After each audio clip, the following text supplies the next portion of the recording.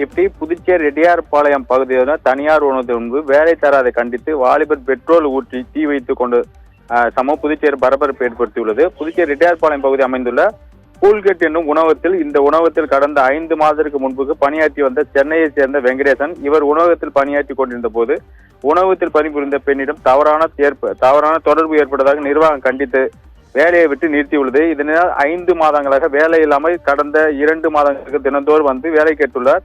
மேலும் நிர்வாகத்தினர் அடிக்கடி தகராறு செய்து ஈடுபட்டுள்ளார். இதனால் வேலை வழங்காமல் இருந்த நிலையில் இன்று காலை திடீரென உணவகத்து எதிரே உள்ள போக்குவரத்து தடுப்பு கட்டமைப்பில் ஏறி நின்று மீண்டும் வேலை கேட்டு கையில் பெட்ரோலுடன் தற்கொலை மிரட்டல் விடுத்துள்ளார். ஆனால் யாரும் கண்டுகொள்ளாத நிலையில் திடீரென பெட்ரோலை ஊற்றி தீ வைத்துக் கொண்டு உணவகத்தை நோக்கி ஓடி வந்தார். அப்போது உணவகத்தில் இருந்தவர்கள் மற்றும் பொதுமக்கள் உடையாக தண்ணீர் ஊற்றி அவருடைய தீயை அணைத்தனர். இந்த தொடர்பாக சம்பவ இடத்திற்கு வந்த ரெட்டியார்பாளையம் போலீசார் அவரை மீட்டு ஆம்புலன்ஸ் மூலம் புதுச்சேரி அரசு பொது மருத்துவமனைக்கு அனுப்பி வைத்தனர். விசாரணை மேற்கொண்டு வருகின்றனர்.